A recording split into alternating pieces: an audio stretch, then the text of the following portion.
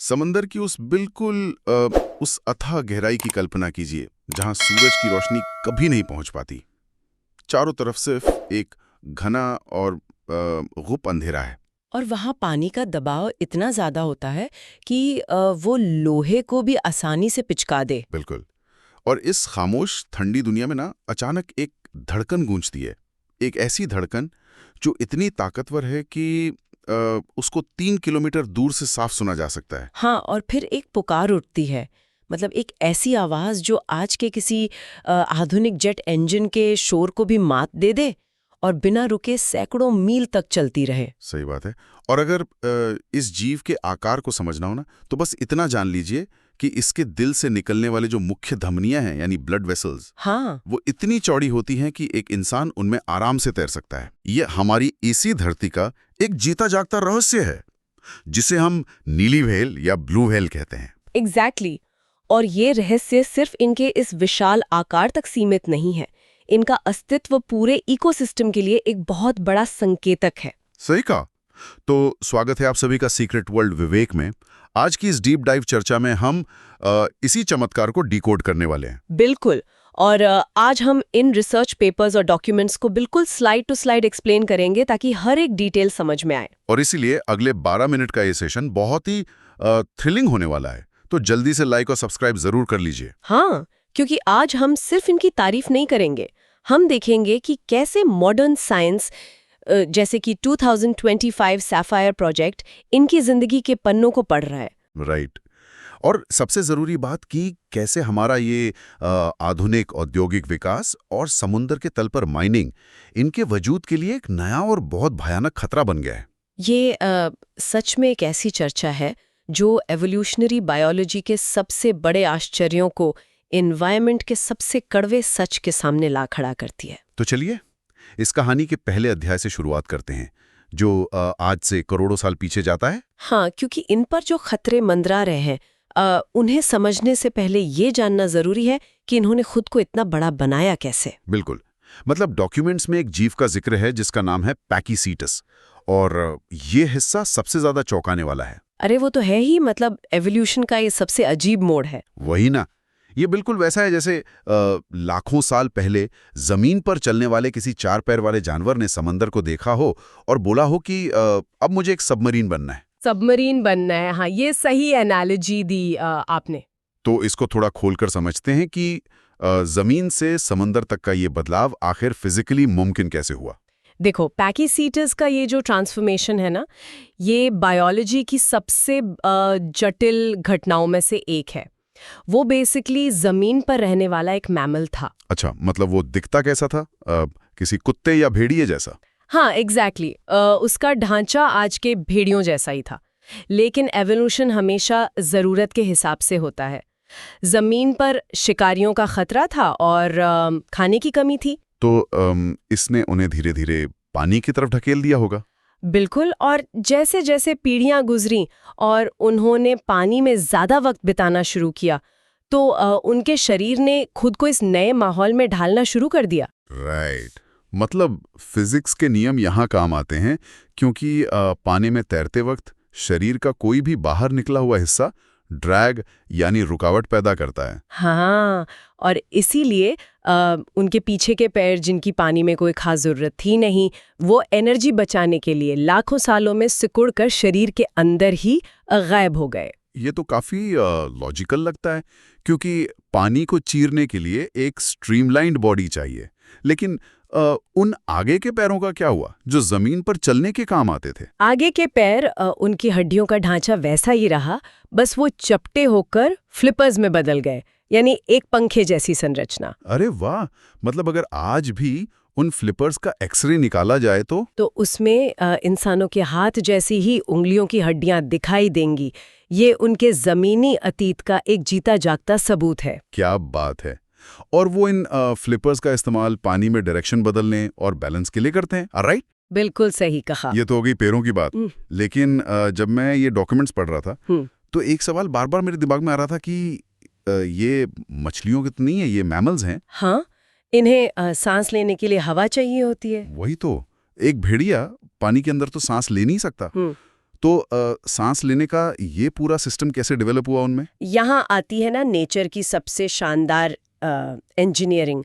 जमीन पर लगभग हर जीव की नाक उसके चेहरे के आगे होती है। हाँ, जैसे हमारी होती है। एग्जैक्टली लेकिन सोचो, अगर एक विशालकाय व्हेल को हर बार सांस लेने के लिए अपना इतना भारी सर पानी से पूरा बाहर निकालना पड़े तो कितनी भयानक एनर्जी वेस्ट होगी। बाप रे, वो तो बहुत थका देने वाला काम होगा उसके लिए। इसी एनर्जी को बचाने के लिए लाखों सालों में उनके नथुने या नाक खिसक कर सिर के बिल्कुल ऊपरी हिस्से पर आ गए, जिसको हम आज ब्लो होल कहते हैं। अच्छा, इसलिए वो टॉप पर होता है। हाँ, इसके जरिए वो पानी की सतह पर मुश्किल से 1 सेकंड के लिए आती हैं और एक तेज फव्वारे के रूप में पुरानी हवा छोड़ती हैं और नई हवा खींचकर बिना सतह को ज्यादा तोड़े वापस गहराई में चली जाती हैं।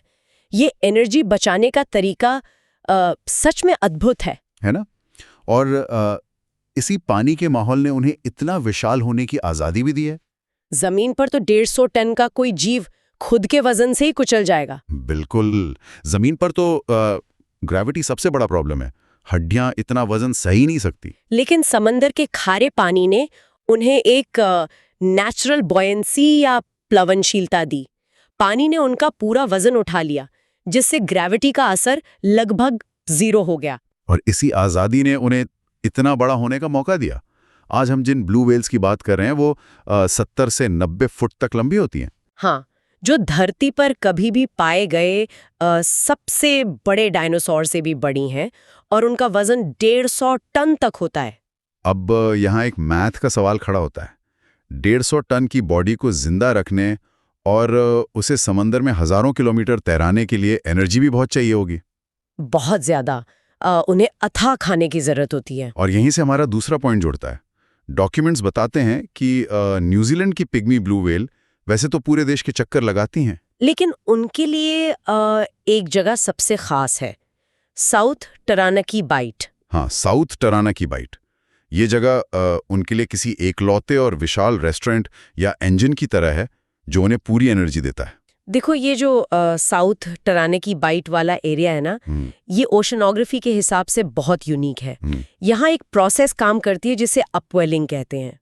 अपवेलिंग, इसको थोड़ा आसान भाषा में बताइए। इसको एक जायंट पंप की तरह सोचो। यहाँ की भौगोलिक बनावट और तेज धाराएं आपस में ऐसे टकराती हैं कि वो गहराई से ठंडे और न्यूट्रिएंट्स वाले पानी को सतह पर धकेलती हैं। अच्छा, और जहाँ ये न्यूट्रिएंट सतह पर आते हैं वहाँ सूरज की रोशनी के साथ मिलकर फाइटोप्लैंक्टन का एक बड़ा जंगल बन जाता है। बिल्कुल, और जहाँ फाइटोप्लैंक्टन होगा वहाँ व्हेल का सबसे फेवरेट खाना आएगा, यानी क्रिल। हाँ, डॉक्यूमेंट्स में इस क्रिल का साइंटिफिक नाम भी दिया है, निक्टोफेन्स ऑस्ट्रेलिस। तो बेसिकली ये अपवेलिंग प्रोसेस क्रिल की एक फैक्ट्री जैसा काम करती है। सही पकड़ा, और यही वजह है कि ब्लू व्हेल्स इस जगह को कभी छोड़ना नहीं चाहती।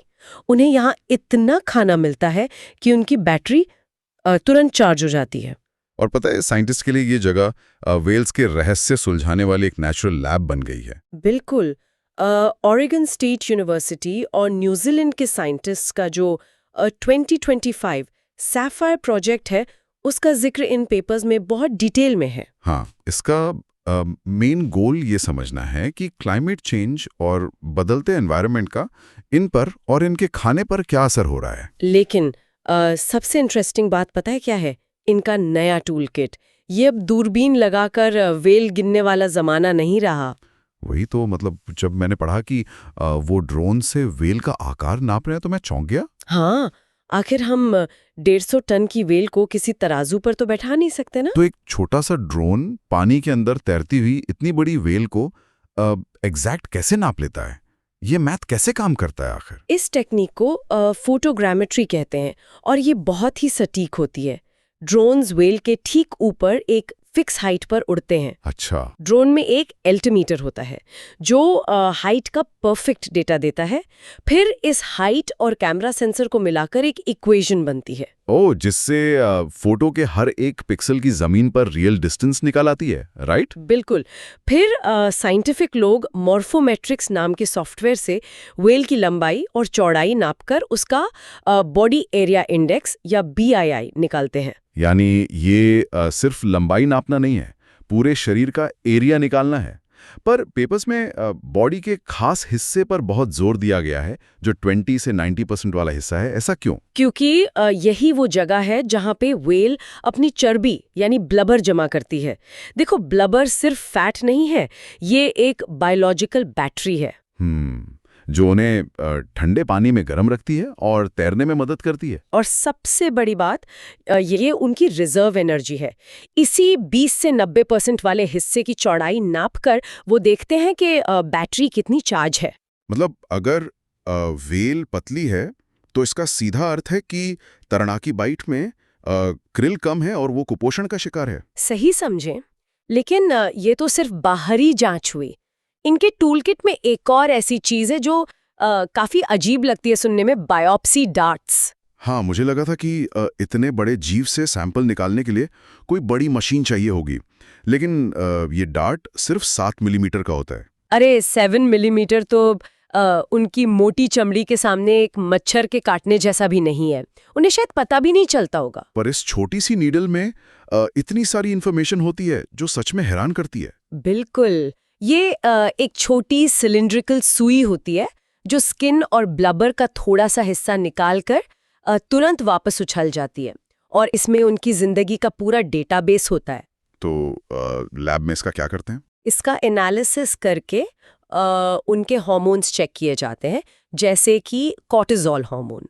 इसको देखकर हम व्हेल का स्ट्रेस लेवल बता सकते हैं। अच्छा, जैसे पेड़ों में रिंग्स देखकर उनकी उम्र पता चलती है, वैसे ही कॉर्टिसोल से इनका स्ट्रेस दिखता है, चाहे खाने की कमी हो या शोर। हाँ, और उसके साथ ही प्रोजेस्टेरॉन जैसे हार्मोन से पता चलता है कि मादा व्हेल प्रेग्नेंट है या नहीं, जो उनकी पॉपुलेशन के फ्यूचर के लिए बहुत अहम डेटा है। और इस पूरे डेटा को वो उनके खाने के डेटा के साथ मिलाकर देखते हैं, जिसके लिए एको साउंडर्स का इस्तेमाल होता है। ये भी बहुत कमाल की टेक्नोलॉजी है। हाँ, इसमें पानी के अंदर साउंड वेव्स भेजी जाती हैं, और जब ये वेव्स क्रिल के झुंड से टकराकर वापस आती हैं, तो उस एको के टाइम के हिसाब से कंप्यूटर पर क्रिल की पूरी आबादी का एक 3D मैप बन जाता है। सोचो, अगर हम इस पूरी प्रोसेस को एक साथ देखें तो ये सिर्फ एनिमल्स की स्टडी नहीं है। ड्रोन से हेल्थ चेक हो रही है, डार्ट से स्ट्रेस और प्रेगनेंसी, और एको साउंडर से खाना। यानी साइंटिस्ट एक ही वक्त में शिकार और एनवायरनमेंट तीनों का एकदम लाइव और कंप्लीट पिक्चर बना रहे हैं। लेकिन अब ये सेम पिक्चर एक बहुत बड़े संकट की तरफ इशारा कर रही है, और यहीं से ना इस डॉक्यूमेंट की कहानी थोड़ी स्कैरी हो जाती है। हाँ, बिल्कुल। जिस साउथ तैराकी बाइट को हम एक नेचुरल लैब और एनर्जी इंजन बता रहे थे, वही जगह अब एक बहुत बड़े इंडस्ट्रियल कलिजन का सेंटर बन चुकी है। ट्रांस टास्मैन रिसोर्सेज यानी TTRL नाम की कंपनी ने वहाँ समुंदर के तल से माइनिंग करने का एक बड़ा प्रपोजल रखा है। और उनका प्लान पता है क्या है? अगले 35 सालों तक हर साल 5 करोड़ टन रेत वहां से निकाली जाएगी। ये प्रपोजल बेसिकली थोड़े से प्रॉफिट और एक नाजुक इकोसिस्टम के बीच का टकराव है। 5 करोड़ टन रेत हर साल निकालना, और वो भी 35 साल तक, ये वहां के एनवायरनमेंट को तबाह कर देगा। अब यहाँ मुझे TTRL कंपनी के क्लेम पर सवाल उठाना है जो उन्होंने डॉक्यूमेंट्स में कहा है। वो कहते हैं कि इस माइनिंग से शोर बहुत कम होगा और इसका असर सिर्फ 2 किलोमीटर के दायरे में ही रहेगा। ये क्लेम उनका सबसे बड़ा डिबेटेबल पॉइंट है। मतलब अगर हम लॉजिकली सोचें तो समंदर जैसी विशाल जगह में 2 किलोमीटर का शोर तो एक छोटे से बिंदु जैसा होना चाहिए ना? क्या ये क्लेम थोड़ा वैलिड नहीं लगता? ऊपर से देखने में हाँ, ये वैलिड लग सकता है, लेकिन जब हम मरीन बायोलॉजी और फिजिक्स को एक साथ देखते हैं ना, तो डॉक्टर टॉरेस और उनकी टीम के एविडेंस इस क्लेम की पूरी धज्जियां उड़ा देते हैं। अच्छा, वो कैसे? इस 2 किलोमीटर वाले दावे का वहाँ का कोई बेसलाइन डेटा है ही नहीं कंपनी के पास। और दूसरी सबसे बड़ी बात, पानी के अंदर आवाज़ का साइंस हवा से बिल्कुल अलग होता है। हाँ, पानी की डेंसिटी ज़्यादा होती है, राइट? बिल्कुल। इसलिए पानी में आवाज़ हवा के मुकाबले लगभग 4.5 गुना ज़्यादा तेज़ और बहुत दूर तक ट्रैवल करती है। तो जो शोर हमें हवा में थोड़ा सा लगता है, वो पानी के अंदर बहुत दूर तक इम्पैक्ट करता होगा। एग्जैक्टली और हमें ये नहीं भूलना चाहिए कि ब्लू व्हेल की दुनिया रोशनी की नहीं, आवाज़ की दुनिया है। गहरे पानी में थोड़ी ही दूर में अंधेरा हो जाता है। हाँ, तो ब्लू व्हेल अपना खाना ढूंढने और हजारों किलोमीटर दूर अपने साथियों से बात करने के लिए सिर्फ आवाज का ही तो सहारा लेती हैं। और जब माइनिंग की इन भारी मशीन्स का शोर लगातार होगा तो पानी के अंदर एक अकूस्टिक स्मॉग यानी ध्वनि प्रदूषण का घना कोहरा बन जाएगा, जिससे उनका कम्युनिकेशन सिस्टम वैसा ही जैम हो जाएगा जैसे घने कोहरे में रेडार काम करना बंद कर देता है। हाँ, वो अपना रास्ता भटक सकती हैं या रिप्रोडक्शन के लिए साथी नहीं ढूंढ पाएंगी। ये सच में बहुत क्लियरली दिखाता है कि कैसे हमारा शोर उनकी लाइफ के सबसे इम्पोर्टेंट सिस्टम को बर्बाद कर रहा है। लेकिन शोर से भी बड़ा एक और खतरा डॉक्यूमेंट्स में डिटेल में बताया गया है, जो सीधा उनके खाने से जुड़ा है। आप उस सेडिमेंट प्लूम या धूल के गुबार की बात कर रही हैं ना? हाँ, जब 35 साल तक लगातार मशीन्स समंदर के तल को खोदेंगी तो पानी में रेत और मिट्टी का एक विशाल गुबार उठेगा जो धाराओं के साथ बहुत दूर तक फैलेगा। और ये धूल का गुबार उस पूरे इकोसिस्टम के लिए सबसे खतरनाक चीज साबित होगा। हमने पहले क्रिल का जिक्र किया था, वही छोटे जीव जो फिल्टर फीडिंग से अपना खाना खाते हैं। इसको एक एयर प्यूरिफायर की तरह सोचिए। Air purifier? वो कैसे? देखो, क्रिल की बॉडी में छोटे कंघी जैसे पैर होते हैं। जब वो पानी में तैरते हैं तो उनसे पानी छान कर फाइटोप्लैंक्टन अलग करते हैं। अच्छा, छान कर खाते हैं। अब सोचो, एक कमरे में बहुत धूल उड़ रही है और एक एयर प्यूरिफायर चल रहा है, तो क्या होगा? थोड़ी देर में उस प्यूरिफायर का फिल्टर पूरी तरह ब्लॉक या चोक हो जाएगा उस धूल से। बिल्कुल, क्रिल के साथ भी यही होता है। जब माइनिंग से ये रेत और गाद का गुबार पानी में फैलता है तो क्रिल के नाजुक सांस लेने और छानने वाले अंग पूरी तरह चोक हो जाते हैं। उफ, ये बहुत भयानक सिचुएशन है। इसका मतलब ना तो वो सांस ले पाएंगे और ना ही खाना छान पाएंगे। हाँ, वो लिटरली इस गाद में दम घुटने से मर जाएंगे। और इसका फाइनल रिजल्ट क्या होगा? क्रिल की आबादी तेजी से खत्म होने लगेगी। और अगर क्रिल मरे तो साउथ टेरेना की बाइट का वो जो एनर्जी इंजन है वो बिल्कुल बंद हो जाएगा, जिसके चलते ब्लू व्हेल को अपना एक 150 टन का शरीर चलाने के लिए खाना ही नहीं मिलेगा। ये भूखमरी सीधा उनकी ब्लबर बैटरी को खत्म कर देगी, जिससे उनकी हेल्थ गिरेगी और सबसे बुरा असर उनकी रिप्रोडक्टिव कैपेसिटी पर पड़ेगा, क्योंकि एक कुपोषित व्हेल कभी बच्चे को जन्म नहीं दे सकती। ये पूरी ना एक डेडली चेन रिएक्शन है। समंदर खोदने से लेकर इन विशाल जीवों के भूखे मरने तक का सीधा लिंक है। और सिचुएशन इसलिए और भी ज़्यादा स्कैरी है क्योंकि ये माइनिंग कोई अकेला प्रॉब्लम नहीं है। जब मैं सोर्स मटेरियल्स पढ़ रहा था तो मैं एक ऐसे पॉइंट पर अटका जिसने मुझे हिला दिया। आप माइक्रोप्लास्टिक्स की बात कर रहे हैं ना? बिल्कुल, ये एक ऐसा अदृश्य जहर है जिसके बारे में हम जमीन वाले शायद ही सोचते हैं। डॉक्यूमेंट में लिखा था कि दुनिया की सबसे बड़ी मछली, हालांकि साइंस कहती है मैमल हैं, हाँ, वो हर रोज लगभग 1 करोड़, जी हाँ 10 मिलियन माइक्रोप्लास्टिक के टुकड़े निकल जाती है। 10 मिलियन टुकड़े डेली। ये नंबर तो सच में रोंगटे खड़े करने वाला है। और ये प्लास्टिक डायरेक्ट उनके अंदर नहीं जाता, ये फूड चेन से आता है। राइट, मतलब क्रिल पानी छानते वक्त जाने अनजाने में उन प्लास्टिक के कणों को भी खा लेते हैं जो हमारे कचरे से समंदर में जाते हैं। और फिर व्हेल एक ही झटके में लाखों क्रिल को निगल जाती है, जिससे वो सारा प्लास्टिक उसकी बॉडी में जमा होने लगता है और अंदरूनी बीमारियां पैदा करता है। और यहीं आकर हमारी ये डीप डाइव चर्चा अपने सबसे बड़े कंक्लूजन पर पहुंचती है। माइनिंग का शोर, गार्ड और ये माइक्रोप्लास्टिक इम्पैक्ट्स यानी संचयी प्रभाव की थ्योरी देखनी होगी। नेचर में कोई भी खतरा अकेले काम नहीं करता। इसको उस जेंगे टावर वाली गेम की तरह समझ सकते हैं, राइट? बिल्कुल। ये व्हेल पॉपुलेशन पहले से ही एक डगमगाते जेंगा टावर की तरह है। बढ़ता टेम्परेचर पहला ब्लॉक निकालता है, बड़ी शिप्स का शोर और उनसे टक्कर दूसरा ब्लॉक, और माइक्रोप्लास्टिक का ये इनविजिबल जहर उसका तीसरा ब्लॉक है। और इस हिलते हुए टावर पर ये 35 साल का माइनिंग प्रपोजल वो आखिरी ब्लॉक साबित हो सकता है जो पूरी इकोसिस्टम को ही गिरा दे। यही वजह कि डॉक्टर ली टोरस ने 2024 की फास्ट ट्रैक हियरिंग में एक बहुत ही सख्त वार्निंग दी थी, जो डॉक्यूमेंट्स का सबसे पावरफुल हिस्सा लगा मुझे। हाँ, उन्होंने एकदम क्लियर कहा कि हम बिना डेटा के इतने बड़े इकोलॉजिकल रिस्क नहीं उठा सकते। ये सोचना कि माइनिंग से उन पर कोई असर नहीं होगा, ये बिल्कुल डेंजरस और बेवकूफ़ी भरी सोच है। जब 3 खतरे पहले से मौजूद हों तो चौथा खतरा उसमें बस जुड़ता नहीं है, वो पूरे रिस्क को मल्टीप्लाई कर देता है। एग्जैक्टली। तो इस पूरी चर्चा का कंक्लूजन यही है कि साउथ तराना की बाइट सिर्फ मैप पर दिखने वाला पानी का एक नीला हिस्सा नहीं है जहां आप अपनी मशीन्स लगा दें। ये न्यूजीलैंड की ब्लू व्हेल का घर है और एवोल्यूशन और नेचर की एक लाइव धड़कती हुई लैब है। क्या हम सिर्फ कुछ पैसों के प्रॉफिट के लिए करोड़ों साल के एवोल्यूशन और इस नाजुक बैलेंस को तबाह कर सकते हैं?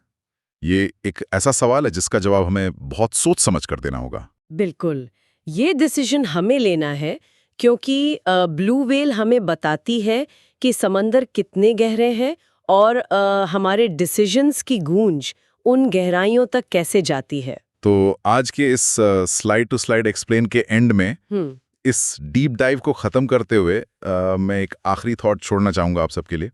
जरा सोचिए, अगर नीली व्हेल जैसा एक इतना बड़ा जीव जो किसी डायनासोर से भी विशाल है, जिसकी धड़कनें मील दूर सुनी जाती हैं, अगर वो जीव हमारी पॉलिसीज और इंडस्ट्री के कारण गहराइयों में खामोशी से मिटाया जा सकता है, हाँ, तो उन अनगिनत छोटे और अदृश्य जीवों का क्या हो रहा होगा, जो चीख नहीं सकते, जिनका कोई नाम नहीं है और जिनके दर्द को नापने के लिए हमारे पास अभी तक शायद कोई टूलकिट ही नहीं बना है। ये सच में बहुत गहरी बात है जहाँ साइंस भी आके थोड़ा हेल्पलेस लगता है। तो इसी सस्पेंस और सोच के साथ आज के एपिसोड को यहीं रैप अप करते हैं। सीक्रेट वर्ल्ड विवेक के साथ जुड़े रहने के लिए आप सभी का शुक्रिया, और हाँ, ऐसी जानकारी के लिए लाइक एंड सब्सक्राइब करना बिल्कुल मत भूलना। सीखते रहिए और अपने आसपास की दुनिया पर सवाल उठाते रहिए।